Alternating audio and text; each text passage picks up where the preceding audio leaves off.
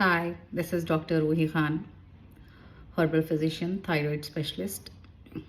Today's topic is hair fall, and it is the most common and loving and liking topic of 99% women, क्योंकि औरतों में hair fall बहुत ज़्यादा होता है.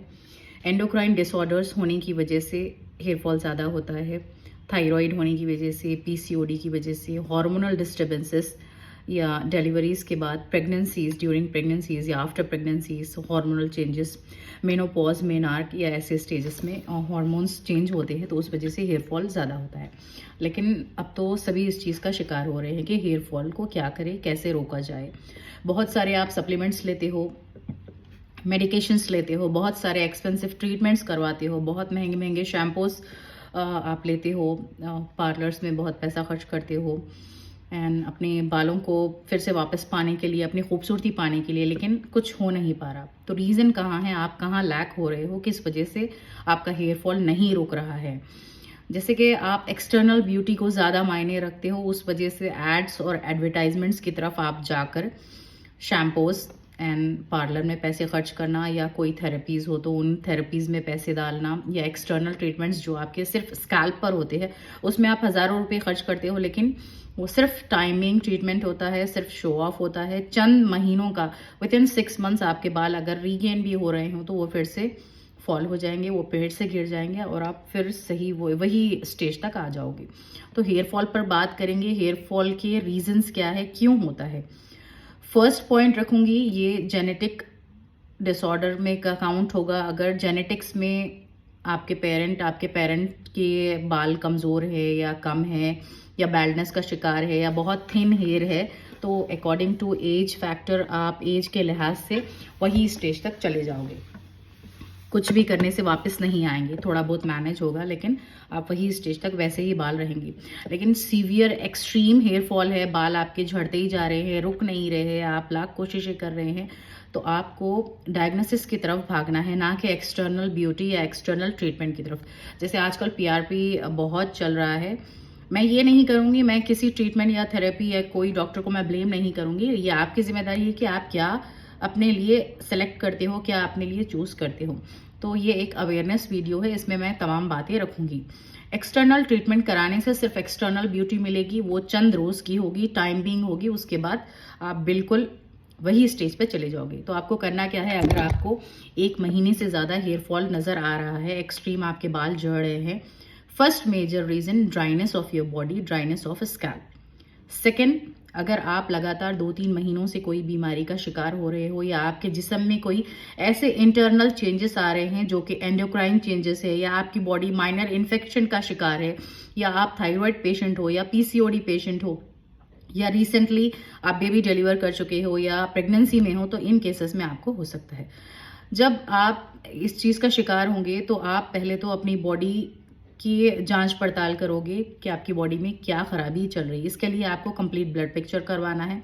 ब्लड पिक्चर के जरिए से पता चलेगा कि आपका ईएसआर या आपकी बॉडी में कोई इन्फेक्शन है या नहीं, आप में हीमोग्लोबिन की कमी है, या आपके प्लेटलेट्स कुछ कम हो रहे हैं, या कोई वायरल इन्फेक्शन है या नहीं है. उसके बाद आपको थोड़े से और टेस्ट करवाने हैं, जो उसके जरिए से एग्जैक्ट डायग्नोसिस पता चलेगी कि आप हेयर फॉल का शिकार क्यों हो रहे हो. विटामिन D3 की कमी बहुत बड़ा रीज़न है, बहुत ही बड़ा रीज़न है, जो हर प्रोफेशनल आपको बताते नहीं, कि विटामिन D की कमी, सेरम कैल्शियम की कमी, फेरेटिनिन की कमी, जो कि एक आयरन आपकी बॉडी में होता है, वो टेस्ट आप करवाएं. उससे पता चलेगा आपके थायराइड वैल्यूज़, आपके TSH वैल्यूज़ कितने हैं. पेशेंट्स ये नहीं समझते, डायग्नोसिस की तरफ पैसे नहीं डालते, लेकिन एक्सटर्नल ट्रीटमेंट्स की तरफ लाखों रुपए खर्च करते हैं, एक्सटर्नल ब्यूटी पाते हैं. ये सिर्फ चंद महीने का है, ये सिर्फ चंद महीने का शो ऑफ है. आप पीआरपी करवा लो या आप हेयर ट्रांसप्लांट करवा लो, आपके बाल वापस नहीं आएंगे. अगर आप जेनेटिकली इस चीज़ का शिकार हो तो इवन आप हेयर ट्रांसप्लांट के बावजूद भी 2-3 साल में आपके बाल झड़ जाएंगे. तो ये हार्मोन्स के ऊपर डिपेंड करता है, आपकी डाइट पर डिपेंड करता है, आपकी डिफिशियंसीज पर डिपेंड करता है कि बॉडी में अगर कोई डिफिशियंसी हो गई है तो आप उस चीज़ को मैनेज करेंगे तो आपका हेयर फॉल रुक जाएगा.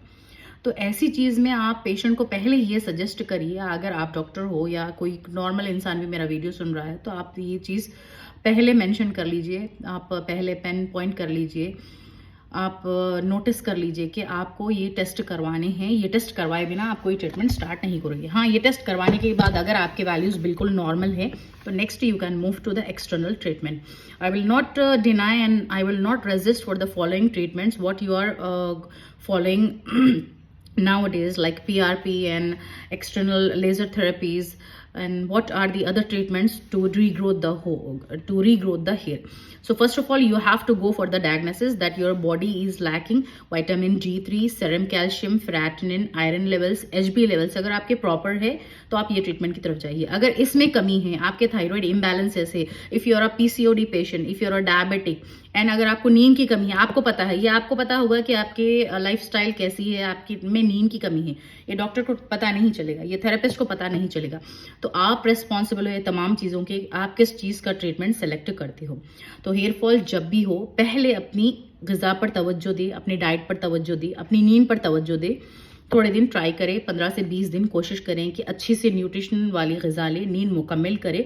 उसके बावजूद भी अगर स्ट्रेस हो तो कम करें। उसके बावजूद भी अगर आपको हेयर फॉल हो रहा है तो आप सीधा जाके ये डायग्नोसिस करवाइए, जिसको CBP कहा जाता है, कंप्लीट ब्लड पिक्चर करवाइए, फेरेटिनिन लेवल्स पता करिए, विटामिन D3 लेवल्स पता करिए, एंड सेरम कैल्शियम लेवल्स। ये विटामिन D3 की वजह से बहुत बड़ी कमी होती है आपके जिस्म में, आपका हेयर फॉलिकल बहुत कमज़ोर हो जाता है, आपका स्कैल्प ड्राई हो जाता है, आपका मॉइस्चर ख़त्म हो जाता है।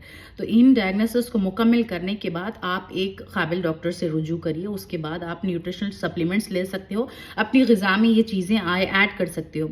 विटामिन D3 का भरपूर तग़ज़िया या न्यूट्रिशन आपको मिलेगा, जिसको ऑर्गन मीट कहा जाता है, लिवर के ज़रिए से, जो कलेजी कहा जाता है आम ज़बान में हैदराबाद में, कलेजी का सालन जिसको बोलते हैं, कलेजी खाने के लिए बोलते हैं। तो वो आप लिवर ऑर्गन मीट कलेजी का इस्तेमाल ज़्यादा करिए, पालक का इस्तेमाल ज़्यादा करिए जिसमें high iron and ferritin levels होते हैं। दूध का इस्तेमाल, डायरी प्रोडक्ट्स का इस्तेमाल करिए, बॉइल्ड एग्स लीजिए, रात की नींद मुकम्मल करिए, अपने स्कैल्प को ज़्यादा ऑयली मत रखिए, ज़्यादा ड्राई मत करिए, बिल्कुल नॉर्मल फेस में आप जाइए एंड एक अच्छी ज़िंदगी गुजारिए। एंड अवेयर रहिए कि किस वजह से क्या बीमारी होती है और उसका इलाज आपको कैसे चूज़ करना है। बहुत मिसगाइड हो जाते हैं लोग, बहुत मिसअंडरस्टैंड हो जाते हैं कि ट्रीटमेंट कहाँ करवाना है, कहाँ नहीं करवाना है, उनको पता नहीं। जहाँ आप लाखों रुपए डाल रहे हो, आपको उससे कुछ बेनिफिट भी तो होना चाहिए, आपकी खूबसूरती वापस आना चाहिए, आपके बाल वापस आना चाहिए, लेकिन ऐसा नहीं हो रहा।